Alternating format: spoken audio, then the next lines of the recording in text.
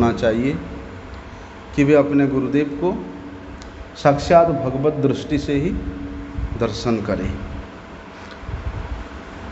क्योंकि श्री गुरुपाद पद्म ही समस्त प्रकार के मंगल का निदान है।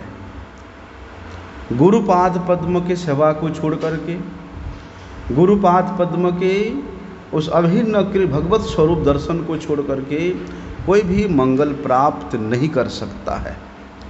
इसलिए भक्ति संदर्भ में एक जगह में वर्णन है कि जो मंत्र स गुरु साक्षात, जो गुरु स हरि स्वयं, गुरुर्जस्य भवेत् तुष्टो तस्य तुष्टो हरि स्वयं। वहाँ पर वर्णन में आता है कि जो मंत्र स गुरु साक्षात, गुरुदेव हम लोगों को जो मंत्र प्रदान करते हैं वे मंत्र साक्षात गुरु स्वरूप है। हम लोग केवल श्री गुरुदेव के पास में रहने से, श्री गुरुदेव के चरणों के पास रहने से ही श्री गुरुदेव को हम लोग यत्न करते हैं, सम्मान करते हैं। लेकिन शास्त्र क्या कहते हैं? गुरुदेव जो मंत्र प्रदान किए हैं शिष्य को, वे मंत्र साक्षात गुरु स्वरूप है। इसलिए उन मंत्रों को नित्य निरंतर स्मरण करते हुए साक्षात श्री गुरुपाद पद्मों का स्मरण करना चाहिए। क्यों? क्योंकि वे मंत्र गुरु स्वरूप है। जो मंत्र है स गुरु साक्षात, और जो गुरु हो स हरि ही स्वयं, और जो गुरु है वे स्वयं हरि ही है। इसलिए मंत्र का स्वरूप श्री गुरुपाद पद्म के स्वरूप है, और गुरुपाद पद्म का स्वरूप साक्षात हरि के स्वरूप है। गुरुर्जस्य भवेत् तुष्टो तस्य तुष्टो हरि स्वयं। इसलिए जिसके प्रति श्री गुरुदेव तुष्ट होते हैं, प्रसन्न होते हैं, उसके प्रति स्वयं श्री हरि प्रसन्न होते हैं। इसलिए नारद गोस्वामी अपने पंचरात्र में बताया है कि वैष्णवम ज्ञान वक्तारम जो विद्याद विष्णुवत गुरु पूजयेद वांग मनोका यही सशास्त्रज्ञ स वैष्णव। वहाँ पर नारद गोस्वामी बताते हैं कि भगवान के ज्ञान प्रदान करने वाले श्री गुरुदेव को वैष्णवम ज्ञान वक्तारम, इसलिए भगवान के ज्ञान को प्रदान करने वाले श्री गुरुदेव को जो विष्णु तुल्य जान करके, विष्णुवद गुरुम से विष्णु तुल्य जान करके क्या करते हैं? पूजयेत वांग मनोभी काये ही, मन के द्वारा, शरीर के द्वारा, वाणी के द्वारा जो श्री गुरुदेव का सेवा करता है, पूजा करता है, वास्तव में वे व्यक्ति ही सन्यासी है, वे व्यक्ति ही त्रिदंडी है। जब तक श्री गुरुदेव को विष्णु तुल्य ज्ञान नहीं करोगे, शरीर मन वाणी के द्वारा श्री गुरुदेव की सेवा में नियोजित नहीं होगे, तब तक सन्यास वेश धारण करने पर भी वे सन्यासी नहीं हो सकता। इसलिए श्री गुरुपाद पद्म एक बार मुझे बताए थे 2012 में, जब मेरा सन्यास होने का बात था, उसी समय श्री गुरुदेव मुझे बोले थे, जैसे गुरुदेव के पास जाकर के सन्यास के लिए हमारे महाराज जी ने श्री गुरुदेव को निवेदन करते हैं, श्री गुरुदेव कहते हैं, साधन संकेत को निकाल करके कहते हैं कि ये महामंत्र और ये पंच तत्व, ये साक्षात सन्यास है। फिर बोलते हैं, फिर भी गुरुजी आपका कृपा, तो कृपा करिए, गुरुजी रख दिए थे सदन संकेत, फिर वहाँ से निकाल के ला करके फिर कहते हैं यही पंचतत्व, यही महामंत्र, यही तो संन्यास, यही तो संन्यास। अर्थात गुरुदेव संन्यास की स्थिति को कहाँ देखते हैं कि जो शरीर के द्वारा, मन के द्वारा, वाणी के द्वारा परिपूर्ण रूप से श्री भगवत नाम में ही शरणागत है,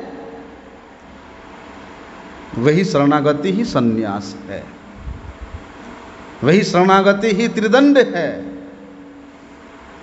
इसीलिए नारद गोस्वामी उस बात को बताते हैं कि वैष्णवम ज्ञान भक्तारम जो विद्यात विष्णुवत् सुगुरुम पूजहित काज मनोवाके शास्त्रज्ञ ही स वैष्णव।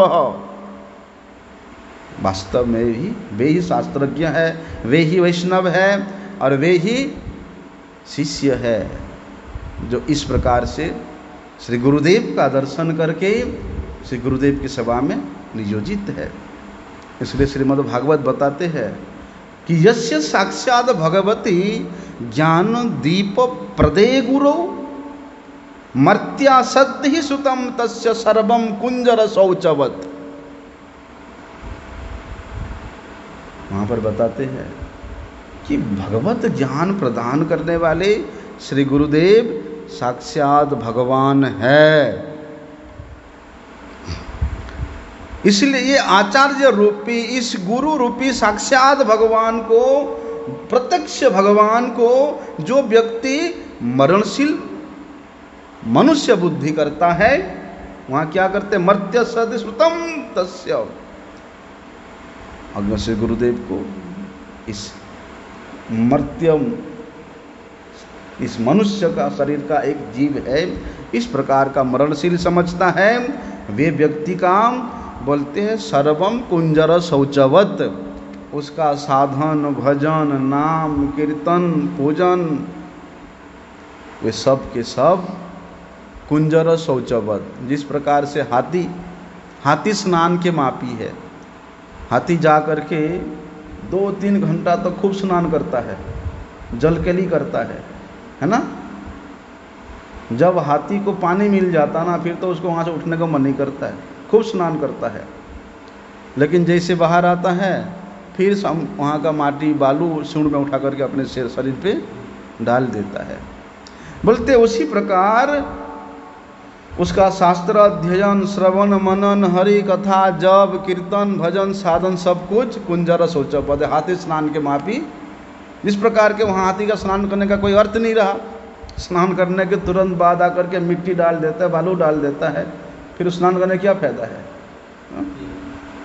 इसलिए ये श्लोक की टीका में श्री विश्वनाथ गुरुदीपाद बड़ी सुंदर बात लिखी है कि सत्यम भूयस्यामपि भक्तौ गुरौ मुनिष्य बुद्धिद्वै सर्वमेव व्यर्थम भवतीत्याह जस्येति साक्षात् भगवती भगवद अंश बुद्धि गुरो न कार्यते भावः जत्वा उपास्य भागवत्यैव साक्षात् विद्यमानै मर्त्या सदिहि मर्त्यम इति दुर्बुद्धि तस्य श्रुत्वम भगवत शास्त्रादिकम श्रवण मननादिकम व्यर्थम इत्यर्थः।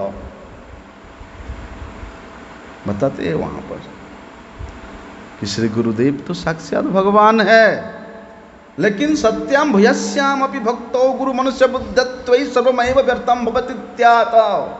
कि साक्षात भगवान होते हुए भी श्री गुरुदेव के जो मर्त्या बुद्धित्व सर्वमेव, अगर वो मर्त्य बुद्धि करता है, मनुष्य बुद्धि करता है, मरण बुद्धि करता है, तो सर्वम व्यर्थत्वम, उसका सब कुछ व्यर्थ हो जाता है।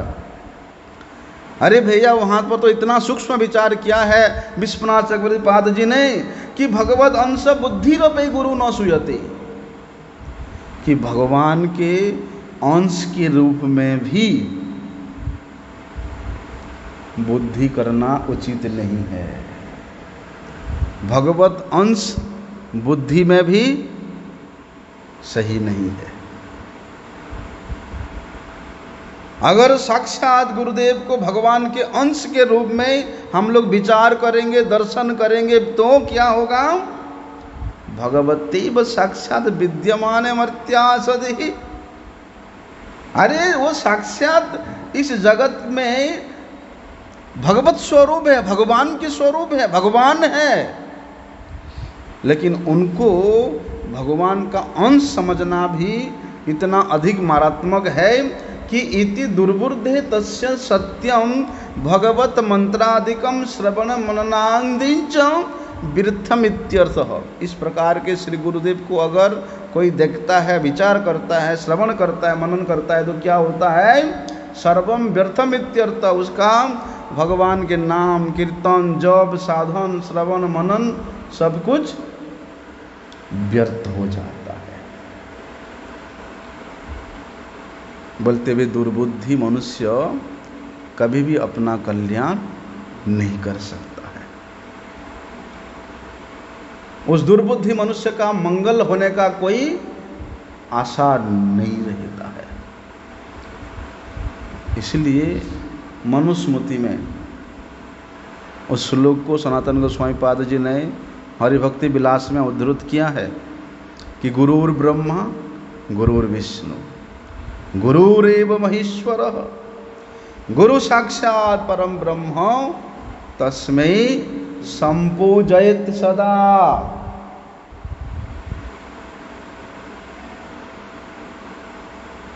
बात कोई व्यर्थ नहीं है, लेकिन बताया क्या? तस्मात् संपूजयेत् सदा बताया है कि गुरुदेव वे साक्षात भगवत स्वरूप है, वे परब्रह्म स्वरूप है, वे ब्रह्म स्वरूप है, वे विष्णु स्वरूप है, वे महेश्वर स्वरूप है। इसलिए श्री गुरुदेव को ब्रह्मा, विष्णु और महेश्वर ये तीनों के स्वरूप में दर्शन करते हुए संपूज्येत् सदा उनका पूजा करना चाहिए, आराधना करना। इसलिए शास्त्र में और भी वर्णन है। ब्रह्मवेत्ता पुराण बताते हैं कि नारायणस्य भगवान गुरु प्रत्यक्ष ईश्वर, कि भगवान नारायण ही प्रत्यक्ष रूप से इस गुरु है। सर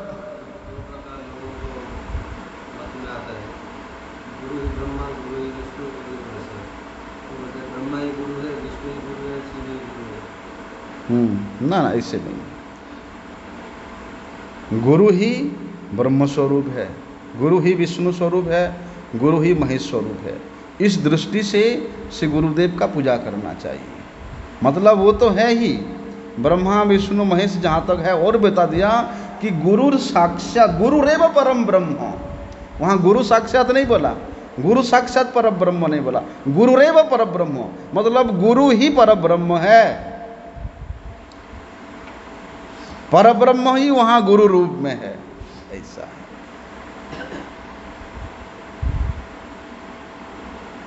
वहाँ स्वयं परब्रह्म भगवान श्री कृष्ण ही आचार्यम विजानीयात्, आचार्य के रूप में, गुरु के रूप में प्रकट होते हैं। इसलिए उनको उसी दृष्टि से संपूजयेत् सदा पूजा करना चाहिए कि गुरुदेव का पूजा करते हुए भी ये चिंतन करना चाहिए, मनन करना चाहिए कि मैं साक्षात श्री कृष्ण का पूजा कर रहा हूँ। यद्यपि हम लोगों ने श्रवण किया वे साक्षात भगवान होने पर भी वे सेव्य भगवान नहीं है, वे सेवक भगवान है। वे साक्षात भगवान होने पर भी वे क्या है? विषय विग्रह नहीं है, वे आश्रय विग्रह है। वे गोपीनाथ होने पर भी वे गोपियों के नाद नहीं है, वे आश्रय स्वरूप गोपियां हैं, गोपी है।